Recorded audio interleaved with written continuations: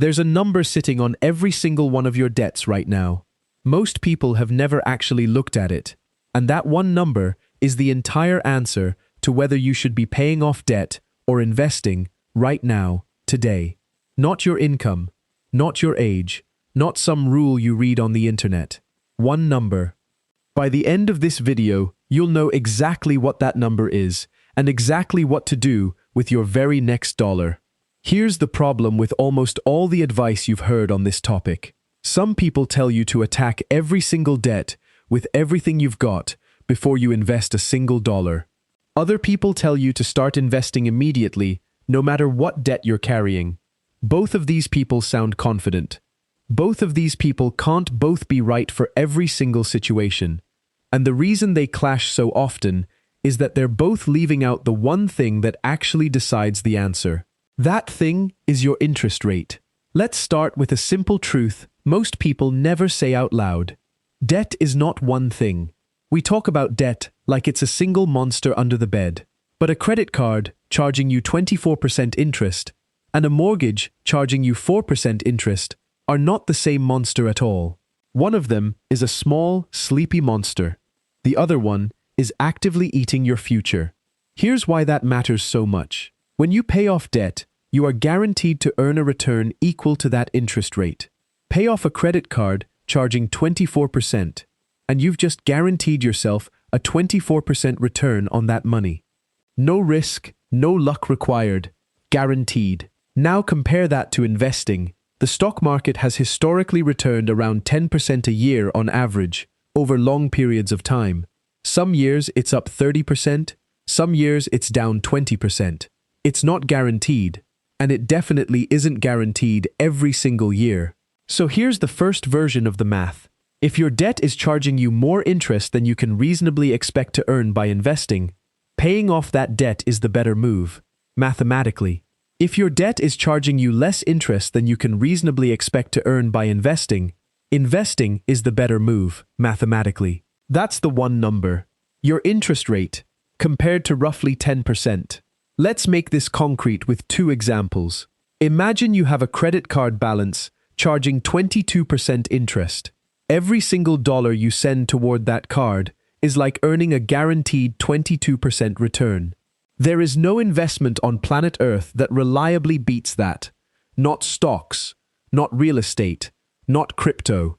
Paying that card down is, without question, the smartest use of your next dollar. Now imagine instead, you have a mortgage charging 4% interest. If you have an extra $100 and you use it to pay down that mortgage a little faster, you're essentially earning a guaranteed 4% return. But if you take that same $100 and invest it in a simple index fund, historically, you'd expect to earn something closer to 10% a year. Over time, that gap compounds into a massive difference. This is why treating all debt the same is such an expensive mistake. People aggressively pay off a low-interest mortgage while their money could have been growing twice as fast somewhere else. And other people casually carry high-interest credit card debt while trying to invest, not realizing that debt is quietly outrunning anything their investments are earning. Quick pause here.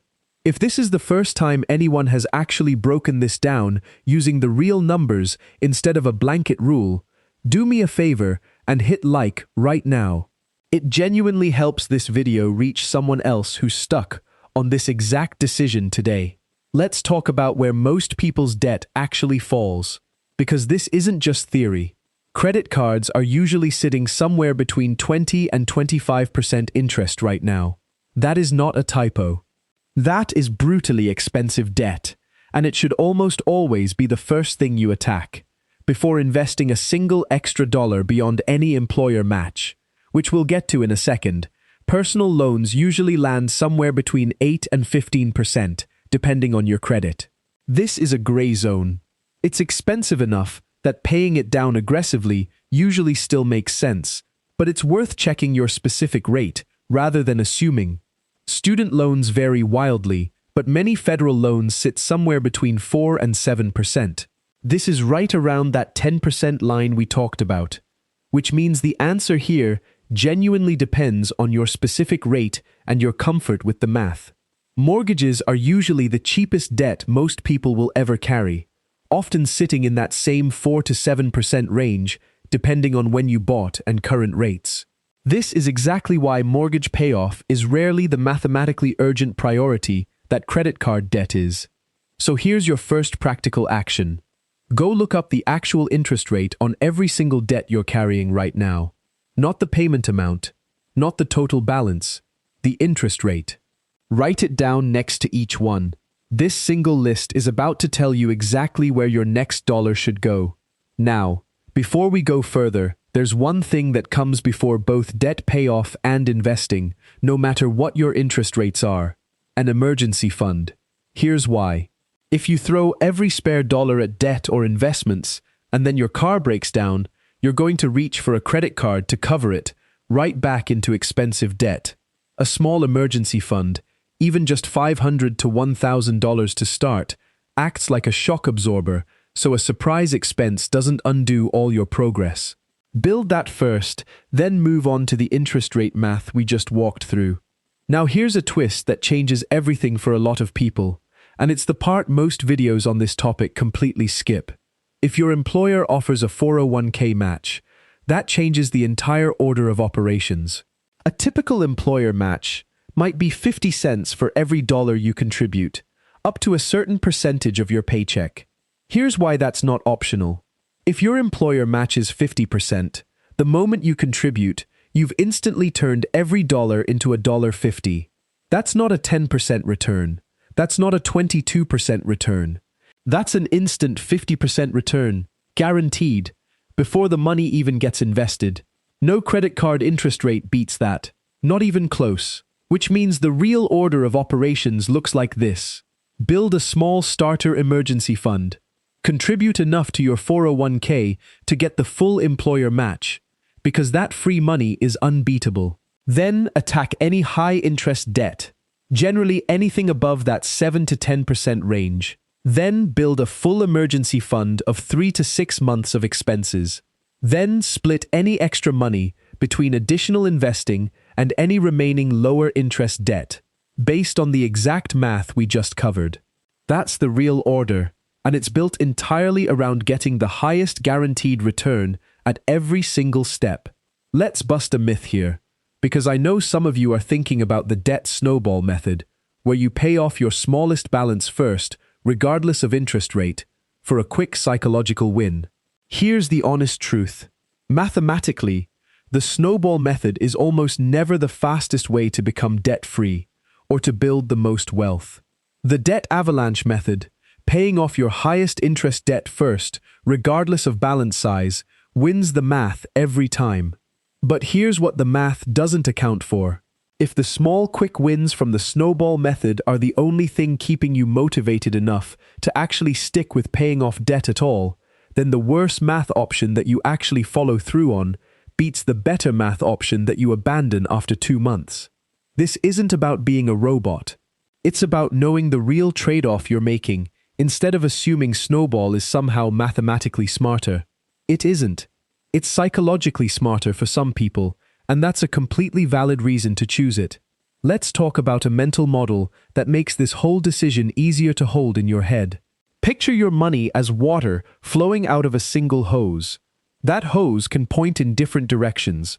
Right now, some of it might be pointing at debt, and some of it could be pointing at investments. The interest rate math we walked through earlier isn't about choosing one direction forever. It's about deciding, dollar by dollar, which direction earns you the best guaranteed return right now. High-interest debt is a leak losing you money fast, so the hose points there first. Once that leak is fixed, the hose naturally redirects toward growth. This is also why the question, debt or invest, is often a bit of a trap. For a lot of people, especially once high-interest debt is handled, the smartest answer isn't one or the other. It's both, at the same time, in the right proportion. Here's a real example to bring this together. Let's say you have $3,000 in credit card debt at 22% interest, a $5,000 student loan at 5% interest, and your employer offers a 50% 401k match up to 5% of your salary. Based on everything we just covered, here's the order that actually makes sense. First, get that full 401k match, because turning every dollar into $1.50 instantly is unbeatable. Second, attack that 22% credit card debt aggressively, because nothing else on this list guarantees anywhere close to a 22% return. Third, once that's gone, you're in the gray zone with that 5% student loan. At that point, you could reasonably split extra money between paying it down a bit faster and investing more, since 5% is right around what the market has historically returned. That's not a vague feeling. That's math you can actually calculate for your own specific numbers tonight. This is also exactly why this channel exists. Every week on Flip My Money, we take confusing money decisions like this one and turn them into simple, practical steps you can actually follow, using real numbers instead of one-size-fits-all rules that ignore your specific situation. If you're the kind of person who wants to understand the actual math behind your money, instead of just following whatever the loudest voice online is saying, subscribing means you'll never miss the next breakdown. Let's bring this all the way together. The question was never really debt or invest. The real question is, what is the guaranteed return on paying off this specific debt? And how does that compare to what you could reasonably expect from investing instead? High-interest debt, generally above that 7 to 10% range, almost always wins that comparison, and should usually come first, right after any starter emergency fund and any available employer match. Lower interest debt genuinely competes with investing, and for a lot of people, the smartest move is doing both at once, rather than picking a single lane and sitting in it out of habit. Here's your one action for today. Go pull up every single debt you're carrying and write down the actual interest rate next to each one. Compare each of those numbers to that rough 10% line we talked about.